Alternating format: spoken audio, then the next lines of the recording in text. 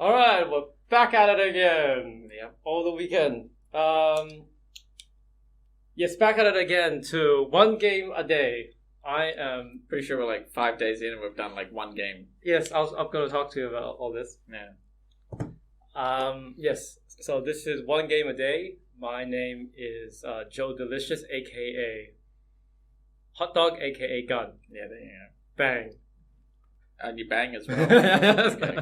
I guess that's the natural conclusion of Gun. And Byron, I guess. Yes, That's good enough. Yes, and we have Byron. So, just to let everyone know, Byron and I do not discuss about how we're going to start a show or whatever at all. I'm calling this a show now. Oh, okay. We just, when it's scheduled in at about 5 o'clock, we just sit here and we do it, and I think of things on top of my head to start a conversation. That seems to be what's been going on, at least. Mm. And so we've done, I don't know how many of these shows, or whatever it's called. In total? In total. I think you're up to about 8 in total, maybe? Yes, and how many have we done? Because I feel like this is either the 4th or the 5th. I feel like this is the 5th. This is, it depends. We had like that short 10-minute one. Yes. If we include that, Yes. this is the 5th. Right, so this is the 5th. So, my question to you is, Byron, how has it gone in your opinion? And how has, like we had this idea to do this damn thing. We went downstairs for a walk. 10 minutes later, we were recording our first one. 10 minutes later, Abe gave me a call and I had to stop the damn thing. Yep. We're a week in. We've done 8 episodes. You've been editing. I edited like one episode. Yes, for The 7 best hours. episode. Yes. And now you're the one picking the music, adding the sound, doing whatever you're doing to make this thing work. What has been good, what has been bad, how has your experience been? I mean, the experience has been fine. I like talking about games, and I don't talk about games with many people. Right. So I have a good time. But Yes. if you ask me how the product is, Yes. product is trash. Like I sit there and I was like, well, this is not something I would listen to. It's not terrible, especially if I go through and like steer it in a direction with editing. Yes. Because it tends to get a bit tangential. Hey, look, you don't have to listen to it. I don't have to listen to it. But, I think that there's 6 billion people out there. Maybe we're making someone's life great. there's 6 million One day. people. 6 billion people, 7 billion. Okay. I don't know how many billions of people. Maybe they're not even born yet. Pretty close the to ones- like 8, I think. Right. Well, there you go. The market is even bigger than what I thought it would be. Mm. And if we, what else are we going to fucking do? This is coronavirus. Yeah, sure. You're not doing anything. Tell me what you're doing at the office, Byron. Reconciliation, mostly, is what I was doing today. Dude, that's because you had no work, and now I thought... Yeah, Yes. there's no office management when there's no office. Yes. So, to all those people that are not listening to us, we don't want to listen to this either. Which is the hallmark of a great product. Yes. But so the experience thus far has been good, acceptable. But is there anything that's not been good I mean, if we're other than the product? the product is kind of everything we're talking about, and I'd say that we lack something of a focus. We're like I said, we're doing a game a day is the Yes. name of the Yes. podcast or whatever it is, and we're on game 1 after 8 episodes. It's just not a great track record. Yes. But that's because there's been episodes without me, and then I've wanted to come in with counterpoints, and then that's happened multiple times. Yes. And I would like to say the amount of effort you put into listening to episodes you're not on to try and fix it post, in post, has been excellent. You write down the notes and we go through it. Okay, what would you like to change if you could change about what we're doing right now? I mean, it's hard to say. Yeah, I guess everything, but if you had to nail it down to like 1, 2, or 3 things, because I will try and change for you. I mean, it's hard to know what to change. You're asking like, hey, which direction do you want to pivot in? We don't have a direction, but you're in the middle, so pivot. Yes, but yes, that is true. No, but like is this enjoyable enough? Because obviously, there's no one listening to this. Mm-hmm. Likely, no one's ever going to listen to it. Mm-hmm. But so it has to be interesting enough for ourselves. Otherwise, this is not going to continue on.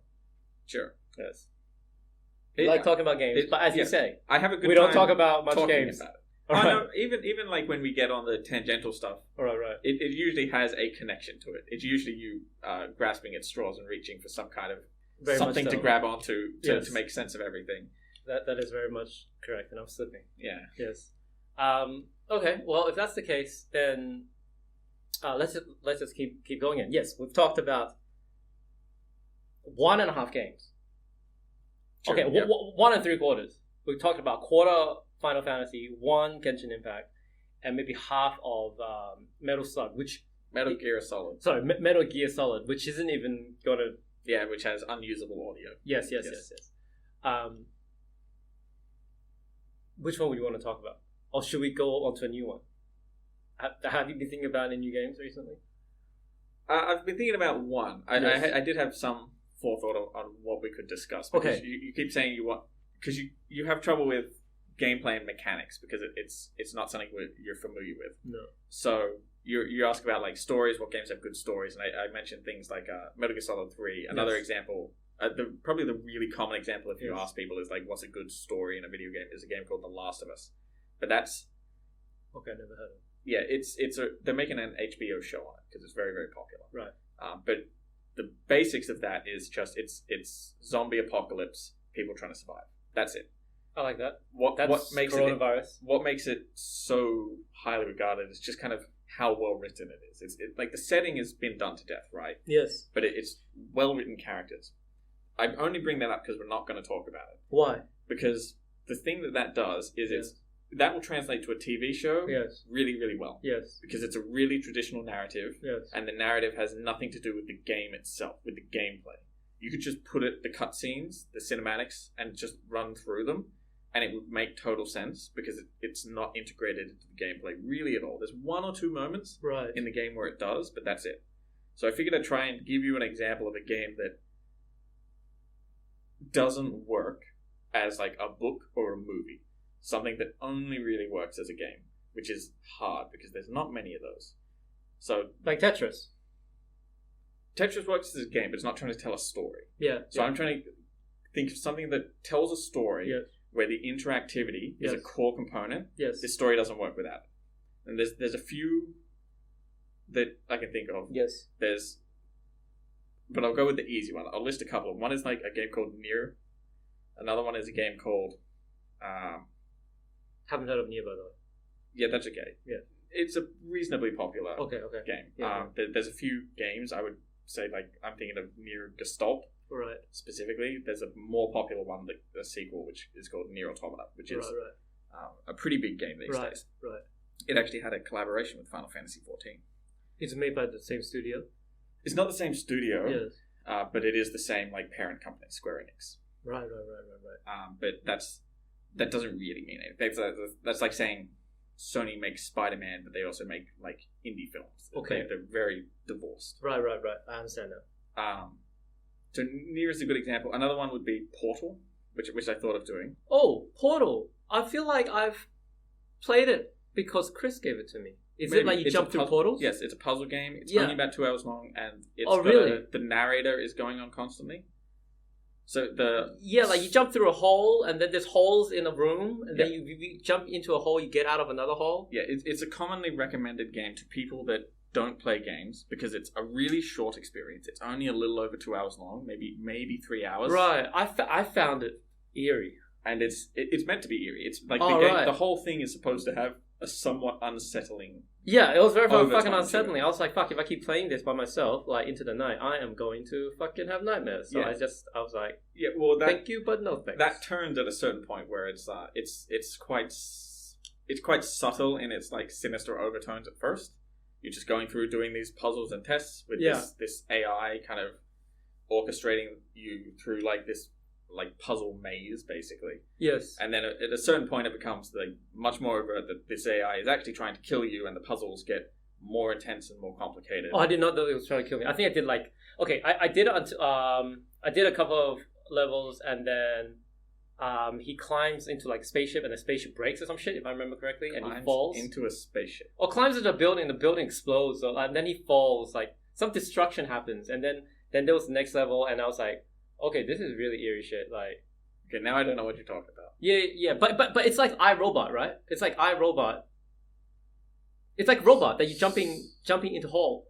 You're jumping into holes. Yes, and the holes. Yeah, I was on board. I was following you along up until you get to mass destruction and building explodes. Yeah. Like, which does doesn't happen. he fall out of something? Like something breaks. He climbs into something, and then or in a room. Well, the protagonist is a girl, it's a woman. It's a fucking robot. The villain, because you don't have a voice. Right. You're just first person. I didn't even know it was about a villain. I thought that's exactly what. But Chris, also the villain is effectively a woman as well. Right. It's a female voice at the very least. Oh, I don't remember this shit. We may be talking about something else. Was it very white? Yes, it was a white robot. No. Was the architecture very white? Oh, I don't remember. I think there was just a lot of boxes, and it was just like a very big. You're just stuck in a very, very big room, right? And then you see like a portal, literally. And then if What's you jump, the portal look like? The portal looks like a 3 meter by 3 meter ring, and you can look into the ring, and essentially you're looking at from another angle. That same room. Of the same room. Do you have a way to make the portals? I think so. I think if you jump onto things, things will like open portal, and close. but it's a little. Scatter shot. So no, in some room, I think like you're you thinking fall about the down. right game, but I think you're misremembering certain aspects. Oh, of it. I'll probably potentially misremember. just poorly explaining them. Oh, yes, that is me. Yeah. Yes. Either way. But yes, Chris gave it to me and said, hey, look, this is a good way to introduce you to games. Yes, it's good for that. Yes. And I was like, oh, that's very nice of you, Chris. That's very, very kind of you. And I put and I thought, oh, he's being caring. I should try it.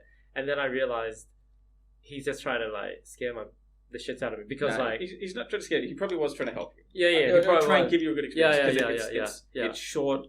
There's very little mechanical skill required because it's just like problem solving. Yes, it is. It's just like you need to know how to move around. You need to have some level of like environmental awareness. Yes. And there's only kind of one situation in the game where you need like quick reflexes, and that's it. Right. And that's just like it's right at the end of the game. Right. You've played the whole game. Yeah. And you don't remember like the robot falling down or the protagonist falling down somewhere. I remember that, but that happens at the very, very end of the game. Oh, did I? Maybe I played the whole fucking game. The game is only about like 2.5, 3 hours long. At the very end of the game, yes, the robot, you're like you beat it with portals and it's in a big room and it's in the middle, which is the only time you see the robot.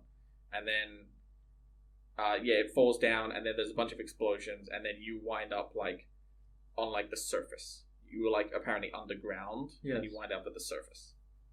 I played the whole fucking thing then. Probably because that's the only situation I can think of. Because I think you're really clearly thinking of Portal. There's not many games with that mechanic. It's quite iconic. And the robot is like iRobot. Because when I played it, I was like, this feels like iRobot. Well, the robot is in Will Smith. The robot is the villain. Yes, I did not know the robot is the villain. Well, you do kill it at the end. I don't remember that.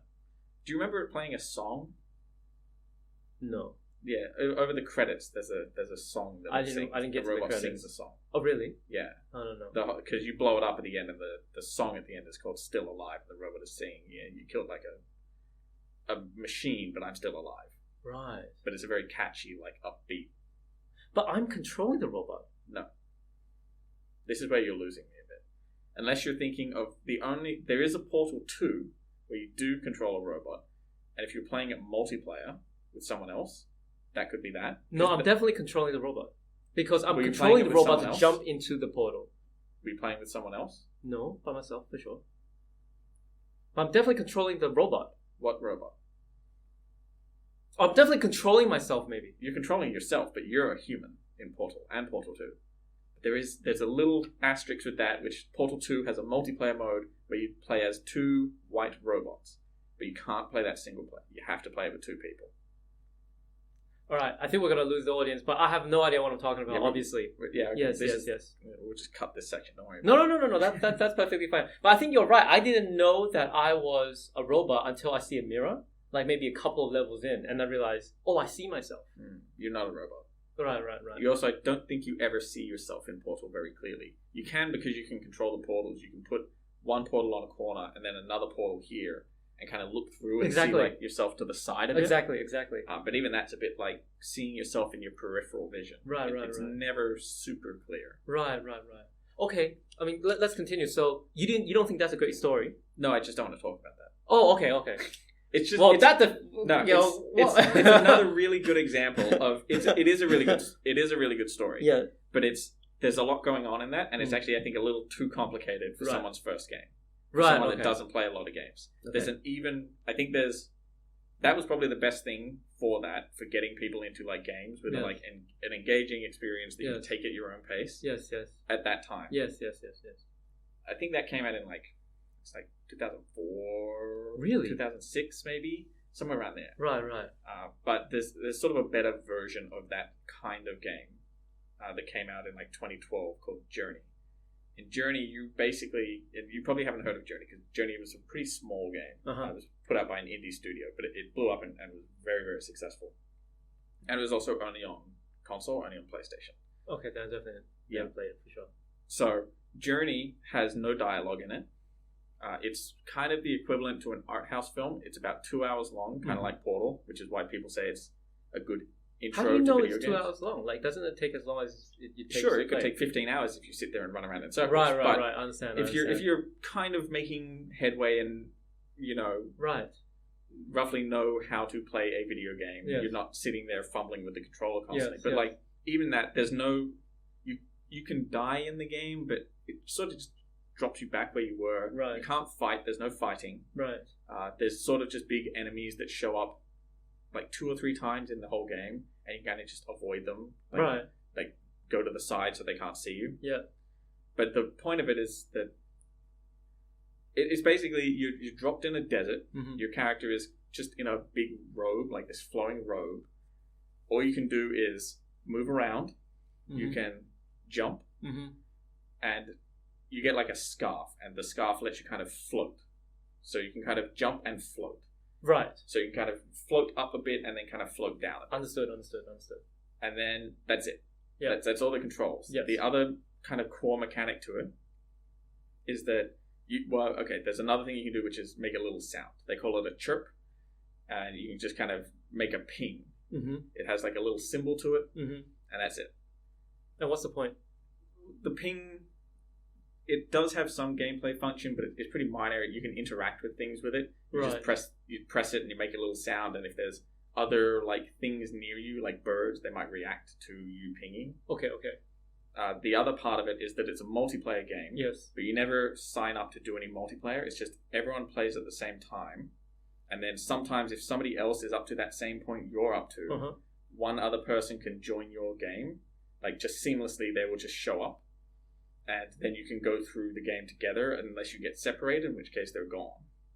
And that's sort of the thrust of it. You're basically dropped in this desert. Yes. You're shown a big mountain. Yes. With a light coming out of it. Yes. And it's basically, you kind of just instinctively know you should be going towards that mountain. Right. Because there's really nothing else to do. You're in the middle of a desert. There's nothing else around you. And you're negotiating and navigating the landscape. Yeah, and that's it. That's the whole game. You make your way to the mountain. Is the graphics like amazing? Because I don't understand the point of it. It's somewhat, yes, it looks very, very good. It's not like super high fidelity. It is like about 10 years old now. 9 years old, I guess. Mm-hmm. But it has a real nice look to it. It looks... Yeah. And can you die? You can, if you like get seen by like one of those big monsters that roams around in some of the levels, you can die, but it basically just puts you back like 10 seconds or something like that. It just kind of says, do that sequence again. Yeah, and once in a while you might fight something. You don't find anything. No. Oh, right, shit. There's no fighting. All right, so it's just literally... It's just move to this mountain. And there's all these hurdles and... Yeah, it's geographical hurdles, and there's occasional bits where you're figuring out the mechanics, where it's like some of it's just exploring. I understand. There's some ruins, and you kind of can explore these ruins. Right. There's not much in them. There's pretty much nothing. Right. It's basically just make your way to the mountain. Yes. And do that over a 2-hour period. And you're mentioning this game because it's a simple game that shows how game mechanics works. That's appealing to like new people. I also think it has a fantastic story, even though it has no dialogue. I cried at the end of this game. Oh, right. which, Has as no I mentioned before, Yes. isn't that hard to do. But Yes. games still, like movies, Okay. isn't that hard to do. Right. Games still have that, like, it's really hard to get Right. someone emotionally invested in a Right. game. Right. This game works. Okay. It does that very Oh, successfully. very good. How? Why? What happened? So the whole game, like I said, it doesn't have dialogue. It does have some murals that you see every now and again. So you'll see a mural, and it will kind of show you roughly what you have to do. It'll show you like a mural of your character and like some obstacles, and then like the mountain, and you run into a couple of these. What do you mean mural? Like a picture on a wall? Yes, a picture on a wall, like a painting. Like you'll be walking around the landscape, and then suddenly there'll be a picture on the wall. Yes, Right. and it will play like a cutscene, so it draws your attention to it. I think Okay. if you want to get into like some of the faults of the game, I think Right. it has two faults. Right. One is that it has those cutscenes to draw your attention to the murals. Right. Because I think it would have been better if you just saw them organically and it let you see them and experience them. Right. Even though there's not a big experience, it's just pictures on a wall. Right. But I think seeing it, interpreting it Yes. yourself, Yes. well, you do get to interpret it yourself. But that's I think a bit of a con. I wish that it didn't force you to see them. Right. And the bits where I talk about where you can die, I just wish it didn't happen, because I think it gets a bit, it turns into a video game Right. when you're like trying to avoid an enemy and die, and it kind of defeats the spirit of the game, which is just like going on a journey. But the other part of it is that Right. the whole thing is kind of a big. There is no clear answer on what the game is or what the game is about. It's probably about just life, and dying is supposed to be that your life sometimes has struggle. That would probably be a reasonable interpretation of why there are points in the game where you can die and have to try things again. Right. But otherwise, you basically just continue moving forward with momentum. Yes. And there's bits where it's like you have to kind of figure out how you continue moving forward. There's bits where you're just, you're sliding down massive sand dunes, like you're almost like snowboarding, just like going down with the sand. And You're does it just feel supposed to be like? Does it feel fun. dangerous? It doesn't feel like. No, those bits are pure fun. Okay. Because there's very, very little danger in the game. Okay. Understand. And then? And that's basically it. Then you get to the end of the game. But then what's the emotional component? The emotional component, it's really hard to define.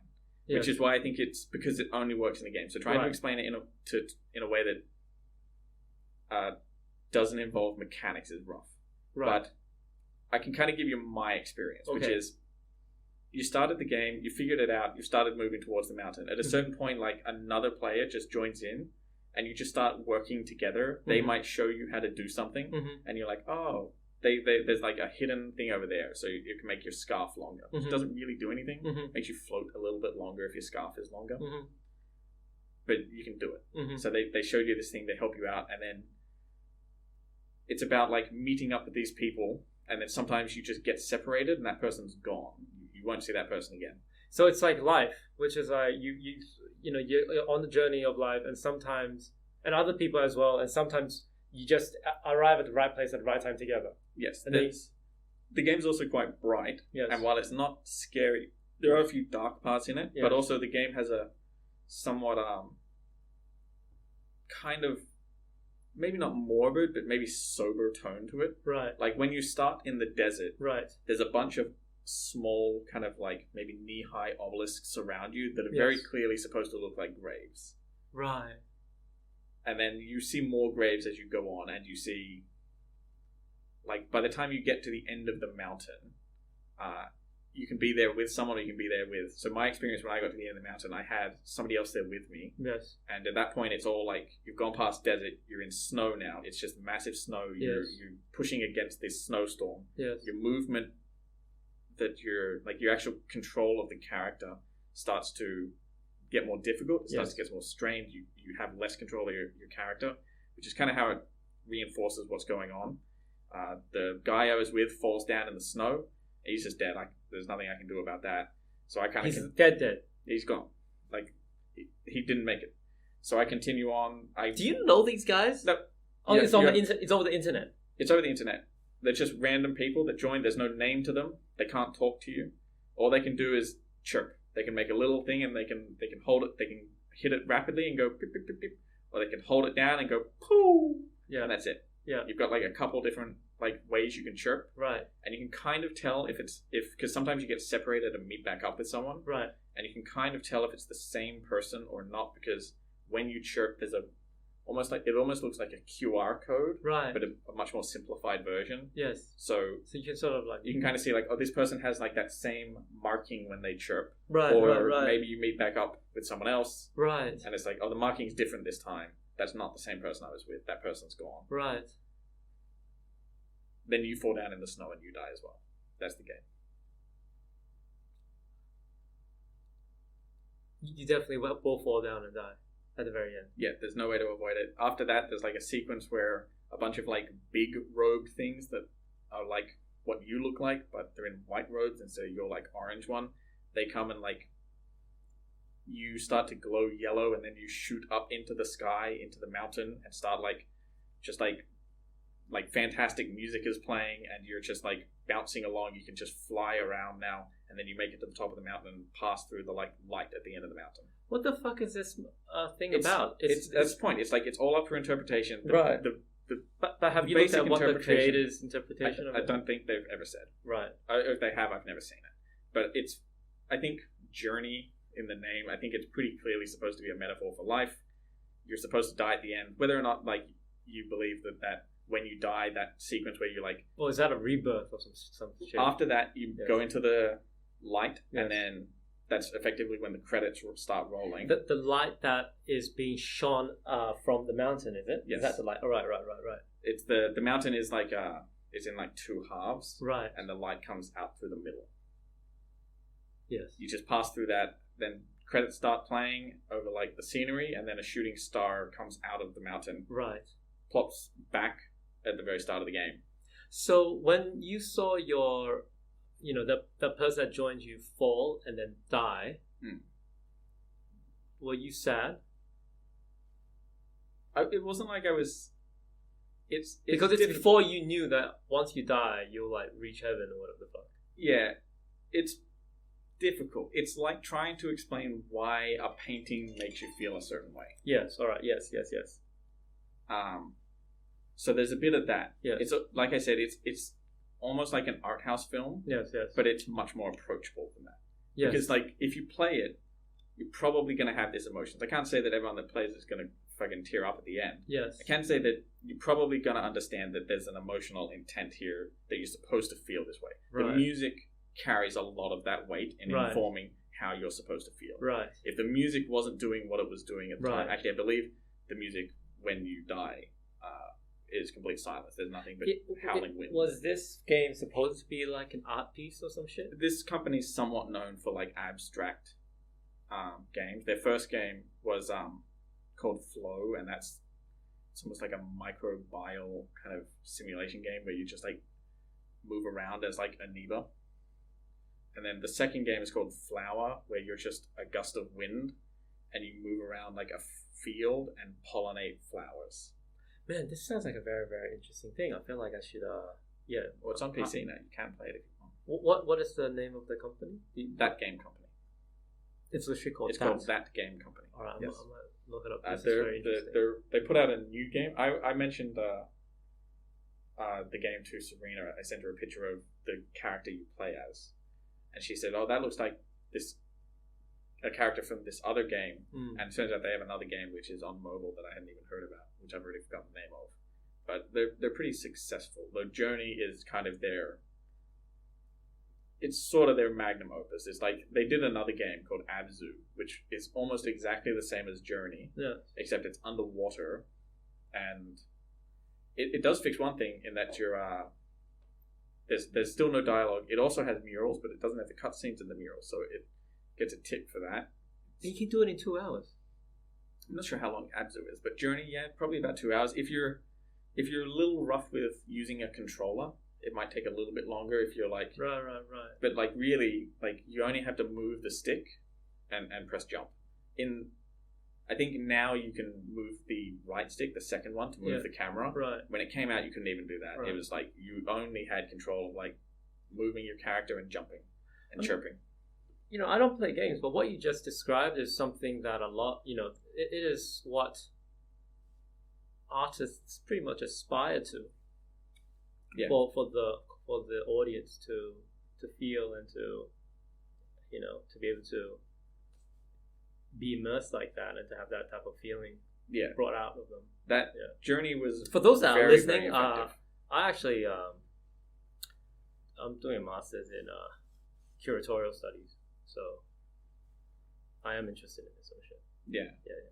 I think, like I said, Portal was the game that you got people into, but it still Right. played like a first-person shooter kind of game. Right. You still moved around in first person. You had to get used to that. You had to know how to jump in first person. You knew how to move the mouse and click to fire the portals. Right. This is way more scaled back. Right. And it really is a good entry point for like when people say, well, what can games do as a medium to invest me? It's like, well, here's some, because there's another example of like something that, because we're getting into like games as art, that kind of discussion.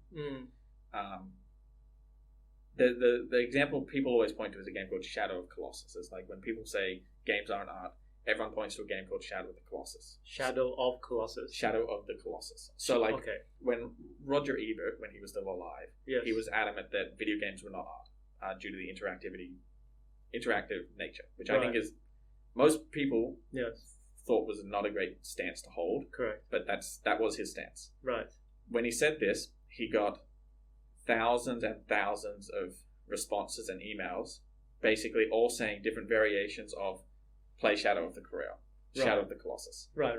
He basically said his response to this was like, I'm not going to play this game, but given the magnitude of the responses, I cannot, like in good faith, say that games aren't art at this point. Yeah. Like it's not art to me, but art is up to the individual and what they take away from it. Yes.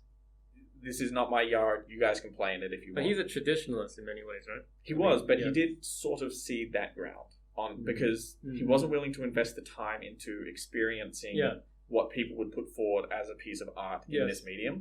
Because there's a time investment that is far greater than kind of sort of what he's used to as a movie reviewer. Roger Ebert is a movie reviewer for people that are listening, for the nobody that's listening. Yes. But except Roger Ebert, who's probably listening in he could the Land Past the Lights. Yeah, he's the shooting star. Yes. But Journey would be like a better example of a thing you could point to if that was around at the time. It hits those benchmarks, but Shadow of the Colossus is also very much a video game. It's 12 to 16 hours long. It has combat, it has mechanics, but like what it's doing is far greater than sort of everything else. Like the sum of its parts is much greater than all the individuals. Journey is like the small scale version of that, where you really just need nothing to be able to play it. This is not I don't know if I'm complimenting you or not, but I wish you fucking knew how to edit videos or something, because you obviously have a lot of knowledge, and this game is I don't want to interact with games. I don't have the fucking time, but I do want to know about them, and if the games can be translated into a 20-minute video essay about what, because you obviously have your perspective of why it's good, why it's not, and if you knew how to edit video and edit sound or whatever, I don't think it would work. Then it will present to folks out there, it.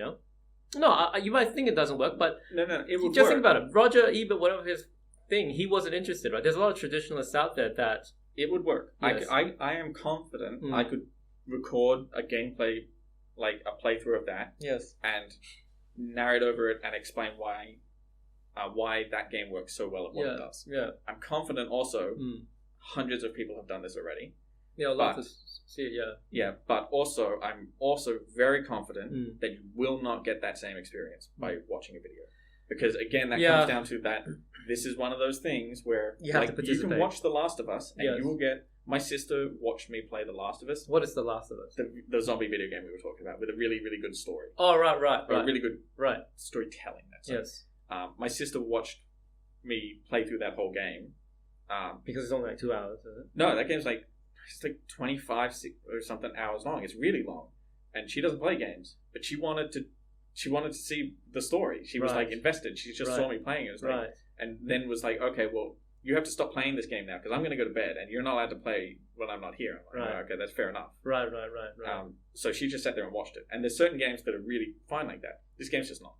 Like you will not have any kind of reasonable kind of experience of what the game's trying to do without actually playing it. Right. And I think games actually are true. Even Last of Us as another example. I don't think that the story is entirely digestible without playing it, but the game is not.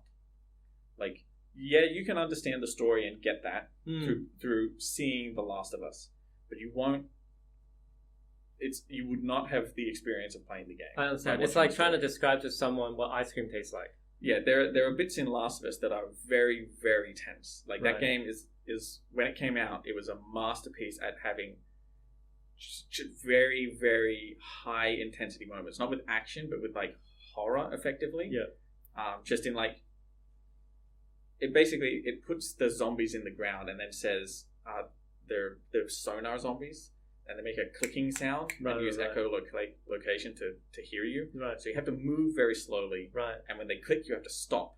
And so you can be right up next to them, and then they can be making sounds, and you can just be like, "Oh, geez, oh fuck!" It's very, very tense gameplay. Right.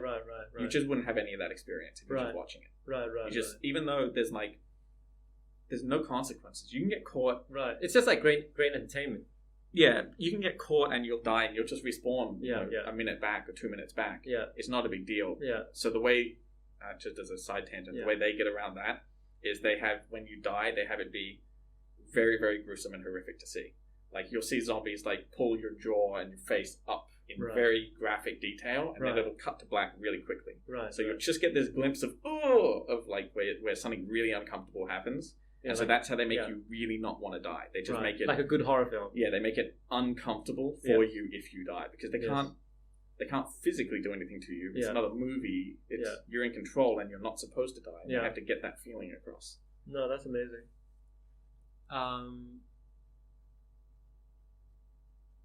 But yes, you've convinced me there's something about Journey, because it I mean, that's what art is about, really. So what is the story of this? What did you say? Shadow of the Colossus? Is that what you said? Shadow of the Colossus is that's made by a studio that actually just got made defunct. It's made by Sony Studios Japan. They're like, what do you mean defunct? So they're bankrupt, or like as if they closed down? They closed the studio down, right? Because I've never heard of Sony making games, actually, but they do make the PlayStation. Yeah, they make a lot of games, but they're big games that they put out. They help in a lot of games. They have a big studio, but it's primarily used for assisting development where it needs. They throw people where it needs to be done, to bring products to close. But when they make their own games, they tended to be very experimental and weird.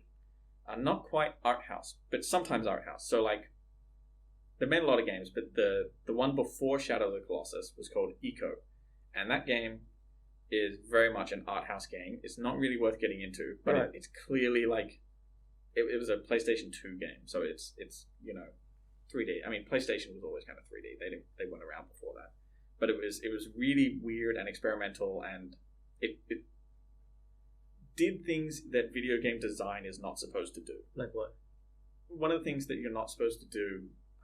There's a thing called Escort Quests, which are generally known as very frustrating experiences when you basically just have to nanny an NPC, like an ally with you, and you just have to take care of them.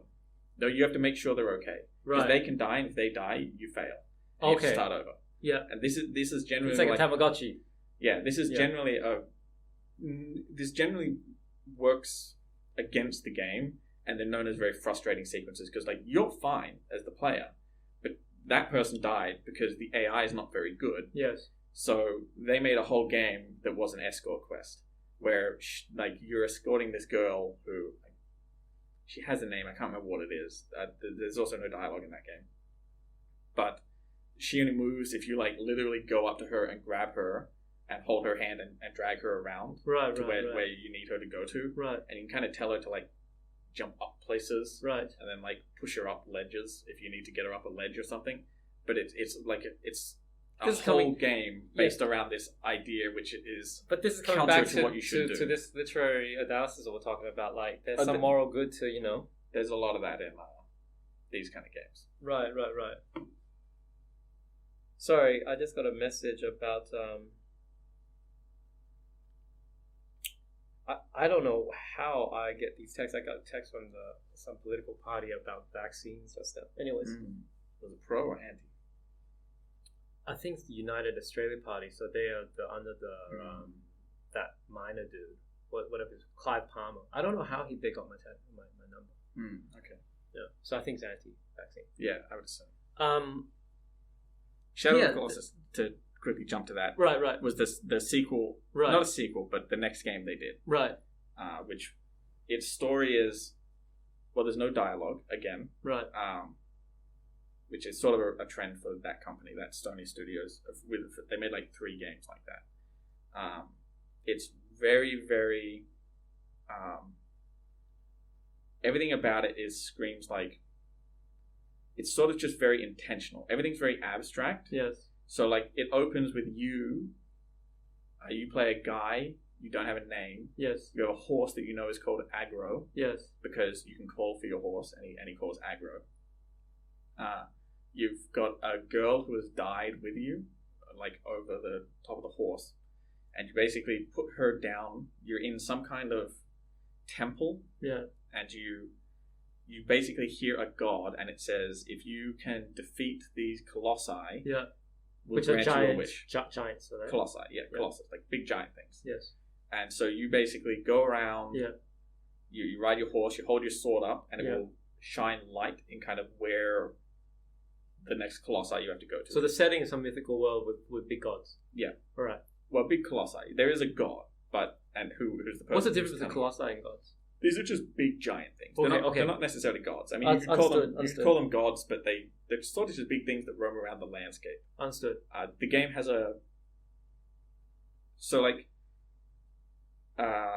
Journey has very fun moments, very like bits where the music swells and you're supposed to be having a good time. Shadow of the Colossus has that as well, but much more than Journey. There's a sort of sinister and much more overt kind of sober attitude to everything.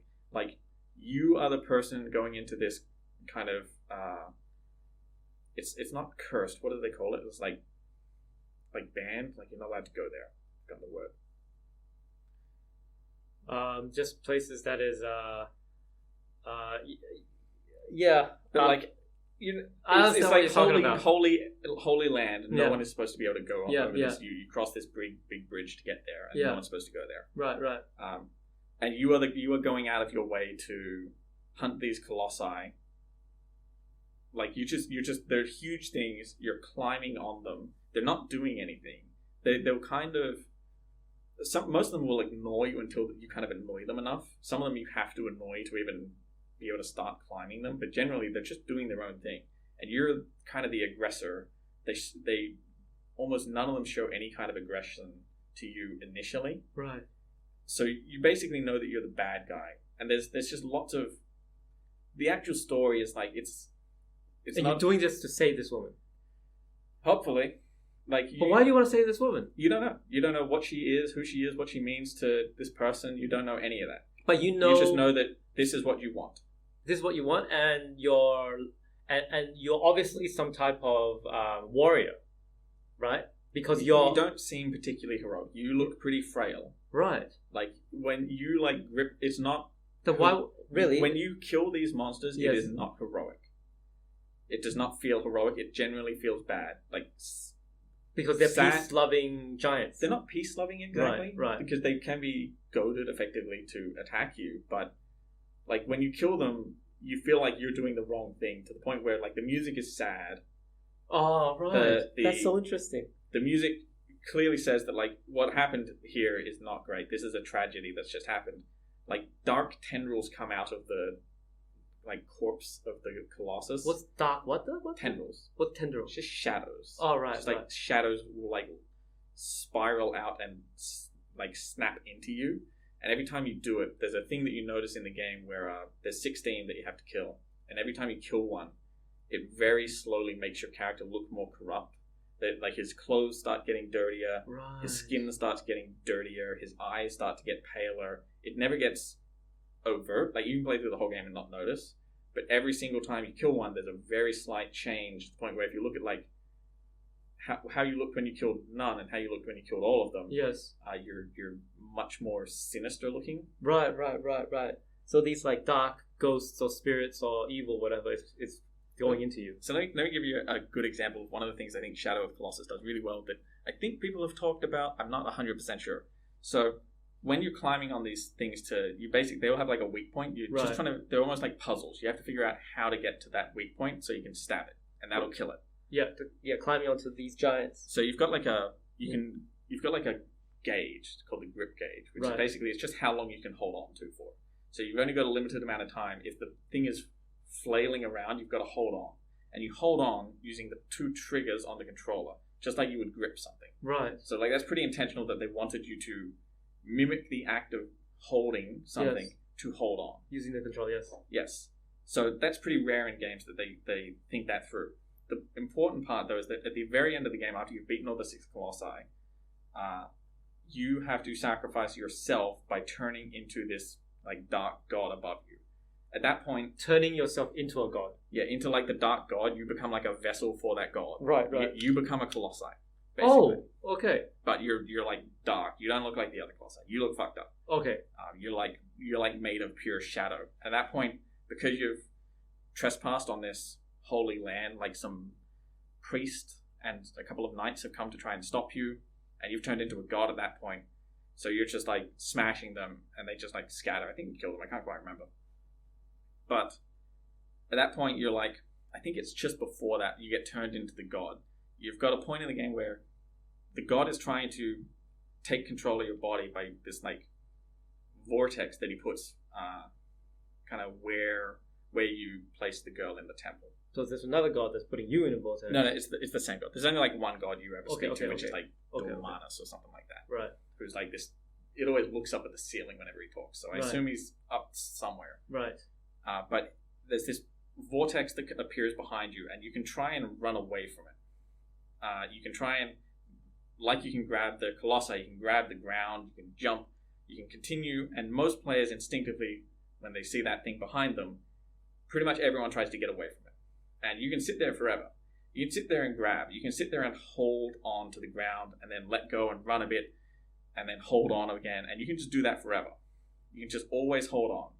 The trick to it is that to beat the game, you have to let go. Right. And it's one of those little things that where like it feels like they thought about that. It feels like there was thought put into like, you have to surrender to what's happening and just let it happen. Like this was the path that had to be traveled. Right. It's little things like that where it's like you're not going to get that if you just watch it happening. That's basically the story. And even then, the story again, like you don't know any of the details. No dialogue. Does the girl get saved at the end? And yeah, your horse dies too. It sucks. So okay, your horse dies, but the girl gets saved. Well, the horse actually survives, but you don't know that at the time. Right. It really sucks when you think your horse dies, because your horse has been instrumental to help you defeat several of these colossi. Sometimes you need to ride the horse and jump off the horse onto it. Right. So like, and because you spend almost the entire game, you spend most of your time in this barren wasteland, just with you and your horse. Right. Most of the time, you're not fighting a colossi. It's probably about 50-50 actually, but it's a lot of time just riding around on your horse. See, the literary analysis of this is love your horse. But anyways, maybe. So why do people say this is like the epitome of art in games? It's certainly not the epitome. Right. It's just a high benchmark for being able to do something with both story and gameplay, and like have just a marriage of the two to be able to tell this story. It's a lot of things. It's like the presentation of it. There is actually dialogue because but does it evoke the same like questions of like existence? No, not as much as Journey. Because the story is less up for interpretation. Okay, like it's clearly like you are a person. So it's just done very artistically. Yeah, it's like you are a person that is like you have this objective. You know what you have to do. And you have direction to how you do it. Journey is much more just like, there's a mountain over there, I guess. What does this mean? There's a bunch of graves around here. They look like graves. Maybe they are, maybe they aren't. I don't know. And it's much more Like the journey could just be like, we wanted to create like a interesting multiplayer experiment game. We didn't think beyond that. Yeah, but it leaves all players asking, questions. Yeah. And right. Man, I feel like I need to Google some of this stuff because you talk about things that I think are visually probably very, very interesting. I think visually Shadow of the Colossus is better. Like as far as like presenting itself, there's a lot more care that's gone into how like the world and how it looks. Journey is much more. It looks really nice, and it is really artistic as well, like well designed, the art style. But it doesn't have that way that it frames everything that Shadow of the Colossus does. Shadow of the Colossus, every time you fight one of those things, it feels like you're fighting a giant, like a literal giant. Some of these things, like you're like not even a toe high. You've got a mission to really climb this thing. I feel like we actually mentioned a lot of games, and in the past 5 or so episodes, it'll be interesting for you to give like stars for them. Like we don't have to do it this time. We can do it on Friday. But these games like Journey and Shadow of the Colossus, they're 5s.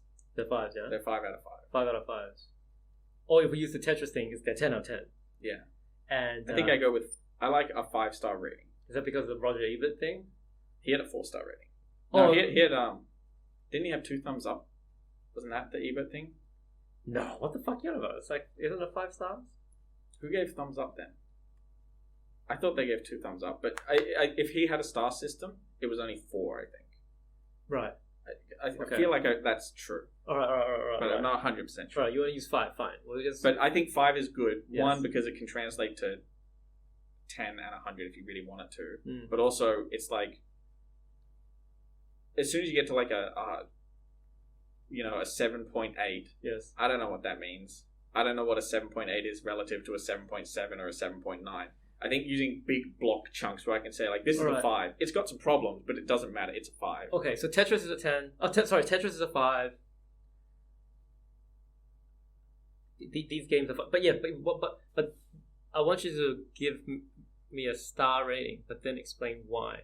That's much more complicated. Exactly. But I think that's where the interesting conversation lies. Just like today, I don't know if people think it's interesting, but I think it's interesting. When you describe the way you talked about Journey, to me, as someone that has to read about fucking art history and how people interpret art and all that sort of shit, which I don't want to talk about, to be honest. It's something that I do in my private life, and this is my private life. Yeah. This isn't my private life. Yeah, but the way you talk about it is sort of the way it's sort of the content that connects with me. Yeah. Right. Well, yeah. I don't know what it is because I don't have that connection with. That's really only games for me. Right. I don't feel that way with like I might tear up at a movie, but I generally don't get invested in movies. Same with like paintings and music. I don't see paintings and feel anything or music. I like have a lot of trouble paying attention to. I don't, for example, hear lyrics in music. Oh fuck yeah. I mean, like I hear them. Yeah. I hear them. The words I can make out, but I just zone them out. Right. It becomes part of the song, and I don't hear. My favorite album is probably like something called like Protoman or something like that, which is a rock opera. It's not my favorite album, but it's a good one. And that's literally telling a story with the lyrics. And I listened to that like dozens of times before I even knew that there was a story. Someone had to sit there and read through with the fucking lyrics in front of you as they're going for me to actually understand what was going on. Yeah, music definitely touches me. So does film. But lyrics, you're right. Most of the time, I don't. Oh, it really depends. But the things that touch me the most with lyrics are like, it must be when I was like fucking 20, and when you're in love or you get dumped, every fucking lyric in a pop song makes absolute fucking sense. But that's another day. Sure. Yes.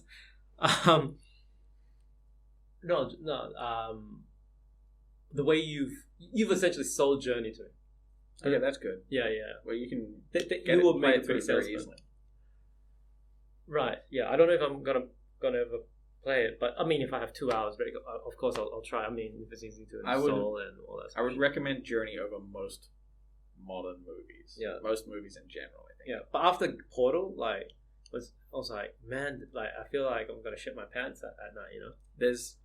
There's a couple of sequences that have like I said, there's a couple enemies in the game and they are like dark areas, but it's really not. Yeah, I'll just play during daytime or with someone. Just play with the lights on. Have Ray sit next to you. I would say actually don't do that. No. Yeah. No, this has been a fantastic conversation. Is there any other game that you want to mention today? I mean, not really. I could talk a lot about games that I think are art and why. Yes. Now we're winding up. I can tell you this. Next time, is there going to be a next time? I don't know. There will be. There Okay. will be. If there's a next time, then Yes. I will tell you about I will tell you about when I was a kid. Yes. And I played a game, and I was like, "Oh, this is art. Games can be art. Yes. I get it. I get it." Yes. Because there was a defining moment, and I do know that game very well, and like exactly when that happened. Right. Where I was just like, video games were just I am kid playing video games. I have to take an internship for my masters Mm. because it's a practical masters, Uh-huh. and I'm supposed to take it at a museum or with an art gallery. But the way you speak of it, I really want to see if I ask maybe a game developer. You got to tell me which one, and I'm just gonna Does it need to ask. be in Australia? Because there's not many. No, well, for me, no. I just got to be able to leave this place sure. for like 3 months, but anywhere in the world, really. I wouldn't mind. I'll just ask them, to let me try it, and I'll probably fuck them up. But Well, I don't know if studios do that. It is a commercial industry like film. yes, So I don't but know but how it much really they just let people. yes, kind they of run they around. gotta they gotta welcome. There are museums though for video games. Right. Yeah. Oh, that'd be interesting. Because there's a lot of work to the preservation of video games because a lot of stuff has been lost. So now there's a Right. big scene in like preservation because like if you But how do you preserve video games? the same way you preserve movies. Sometimes the problem is that you need to preserve the hardware because like if you get Doom and you Right. try and put it on your computer, it's not going to work. Even a game as big as Doom needs some Especially fiddling. emulators and all that. Yeah, sort of you shit. need to run like a DOS emulator to get it to work, and Right, so there's a lot of work like that. And even then, Right. an emulator is not a perfect recreation of Doom. Right. They have quirks. They're not the same thing. So there's a lot of effort to, and just like a lot of games have just been lost. Like the industry crashed in like the late 70s. Late 70s would have been like arcade games, like games that were built with hardware. Like the reason people respect Nintendo so much, even though I don't really respect them now, is because they saved the whole industry. Right. Somebody else would have probably done it eventually, but they're the Right. people that did. Right. Like Atari effectively crashed the industry because there's a Bloomberg article I think just yesterday about how Atari's a $2 billion Colossus that's now gone. But I didn't read it. I should have read it. I don't know why I didn't read it. well, the gist of it is that there were so many games being made and they had no quality control, and people Right. were pumping out cheap games that were trash, Right. and there was no quality control, which is why the whole industry crashed and everyone thought video games were done. It was a trend that was over. Yes. And then Nintendo came around, advertised when they were trying to break out their Nintendo Entertainment System. They didn't advertise it as the Nintendo Entertainment System. They advertised it as a robot. It came with a robot toy that you would control, and it would just stack blocks and things. Right. It didn't matter. It got a console into like a living room, and then they're also the people that they introduced a little sticker on their game boxes called the Nintendo Official Seal of Quality, which meant that if it was a game that had that, it was not some knockoff thing that someone had made in a garage and stuck into a cartridge. Right. It was right. It had some quality assurance that had been done to it. Right. I remember my first experience with Nintendo was duck shooting. Yeah, Duck Hunt. Duck Hunt is that what it's called. Yep. That blew my mind. That you could point at any TV. Yeah, and it was used to be accurate. IR. Yeah, I never had that working very well, but Oh, really? yeah, it always seemed off me because you had to calibrate it a lot of the time. It seemed fucking accurate for like a 10-year-old kid. Yeah, sure, it worked pretty well. Yeah. There was just for a bit more context, but Because in my 10-year-old mind, or maybe a 7-year-old, I don't even know how old I was then. I was like, how the fuck does this technology work? Like, It just blew my fucking mind. I remember that. I mean, I remember thinking when I first played games that I thought they were cartoons that I could control, and I didn't really understand it, but I thought that was really cool. Yes. Do you know the game that specifically bankrupted the industry? No. That crashed it? It was E.T. for the Atari. In the 70s? 80s. 80s, sorry. Early 80s, I guess. So when the movie came out, is it? Yeah, they tried to make a game for their Atari system, and the game was very, very bad. Like, just very buggy, very broken. Even back then, and that was one of the really simple, like your ET characters, 6 pixels or whatever. Of course.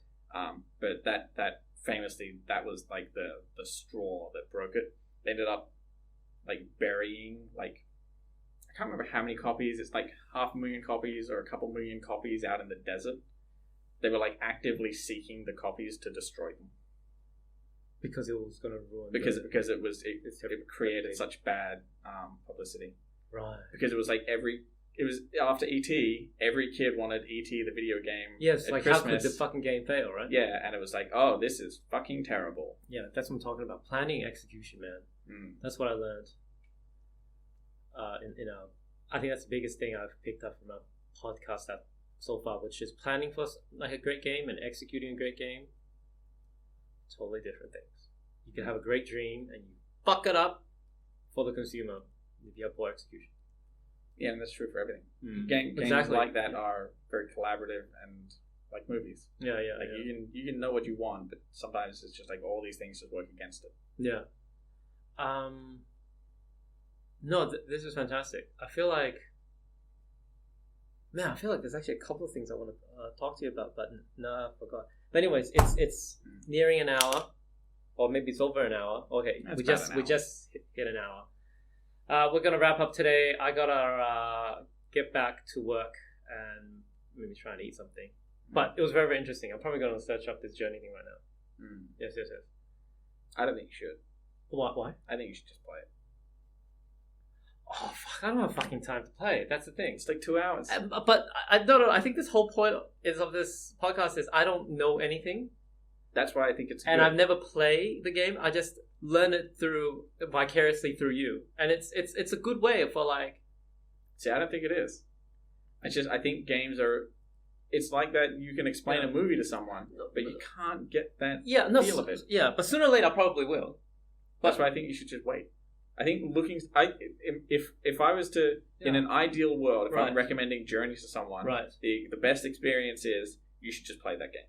Yeah. It's like what's it about? Right. Yes, just play the game. Yeah, like, don't even Google it. There's been. I do understand. That's like a lot of film, like especially like good film with interesting twists at the end and stuff. Like you don't want people to talk about it. I'm not even big on like twists and things like that. Right. It's because you can explain what happens, but it's how it plays out. Because I don't give a fuck about most spoilers. Right. They just don't affect me. It doesn't. Right. If you tell me spoilers, Dumbledore dies in Harry Potter. Yeah. That really is not going to affect my enjoyment of the movie. Yes. Because for me it just comes down to how it happens and how it works, how it feels in the movie. Right. But for me, who doesn't, I don't know anything about Harry Potter. When you say that, I'm not even going to remember it. Yeah. It doesn't. I don't have any fucking context. Okay. Like Dumbledore, I think is a fat guy, but that's as far as I understand. That's it. Like, but you will remember that the Journey character dies at the end. Yes, I do. But it's okay. Which is a little. That I think does pull a bit of the punch at the end because there's always that like, of course, what's going to happen? Yes. I think I'm going to make it. Yes, but I'm not. But we're not here talking about something so that I would.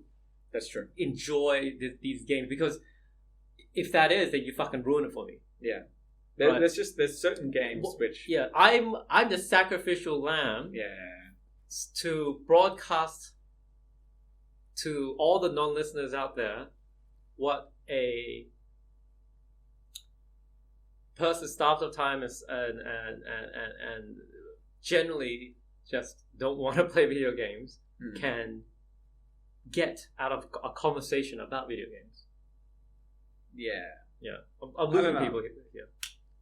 I don't know. Yeah. I just think Journey is the exception to the rule. Like there was a game that came out last year called... You've definitely convinced me that if I had like maybe a day off, and I just buy the PC, I'm gonna fucking Google Journey, download, I don't know, Steam, get my like whatever, and then You should play with a controller if you do play. no, fuck that. To add an additional complication. Yeah, trust me, yeah. You probably want a controller with it. It's not super important, but Yeah. it is what it's designed for. Yeah, or like go to some guy's house and be like, hey, get me Journey. I want to play this for 2 hours. I mean, I or can whatever. just give you a controller. Yeah, but I don't want to play it by myself at my home. That's how you play it. That's the best way to experience. It's like a good film. Do you really want that guy munching popcorn in your ear, or do you want to just like? Yeah. Okay. Actually, sometimes, if depending on the movie, you do want like the. I don't. crowd. Yeah, I don't enjoy entertainment by myself generally. So you do want the crowded theater. So I'm more of a Yeah. everyone else fuck off. I'm trying to Yep. experience this. Yeah, I like to critically reflect with not too many people, even just another person on myself, because I do that just post film. Not like I'm not sitting there bumping them saying like, "Hey, did you see that the lights were shaped like this?" That means something. I like to read a book by myself because I don't want to have any noise. But it's also slow if you're trying to read it to someone. Yeah. But with these films and stuff, I generally I like to